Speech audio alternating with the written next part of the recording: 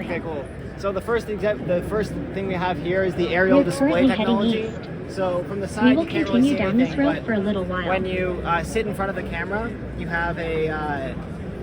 It looks as if Would you like to listen image to is some appearing music? above the actual. Select the music you'd like to display. listen to. It's kind of hard to get on camera. But maybe if you tried it from. Oh, there we go. There we go.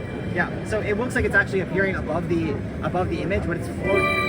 It uses a bunch of kind of mirrors inside to make an optical illusion. It makes it was floating above there. And then you have RF sensor. Or sorry, not RF. There are some recommended shops nearby. For hand gestures. And cameras to watch your eyes, so even if you move to different angles, it stays with you. So These are their it's recommended a concept items. demo right now for Tap to take a look. automotive applications. And as you can see, you can swipe through it, choose things. So let's click on here. And then if you look at the screen, I'm actually manipulating the whole thing with my hand like this and not touching anything. So this is for an automotive infotainment system demo, but it could be used in museums, medical applications, pretty much anywhere you want to be What able do you to think? manipulate a screen Is without there actually having anything to you touch would it. like to try? So that's the It all aerial looks display. good, doesn't it? And then Is next there we have the somewhere you'd bifocal like mirror. to stop So on the way back? a bifocal mirror, it's like a conventional e-mirror, but it has depth. So We're if you're sitting almost here and you're looking at the conventional mirror, you can see that it just looks like a screen in front of you, but the bifocal mirror actually has depth to it. So you can see it looks like you're looking at a regular mirror. And why that's important is because if you're driving a car and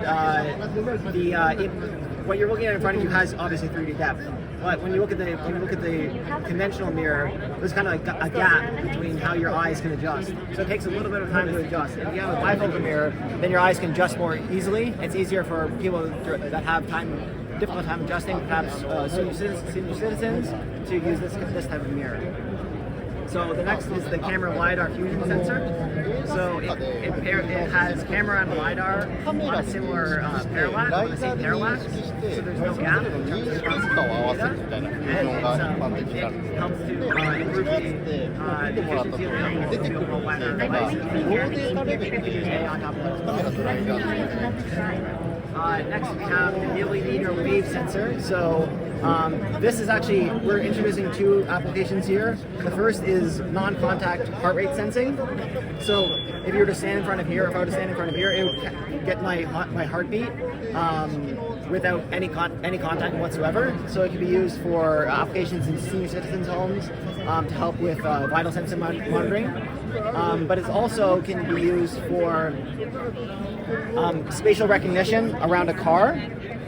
So if you place these around the car, then it can measure around the car and map around the car, so then it can be used for autonomous driving.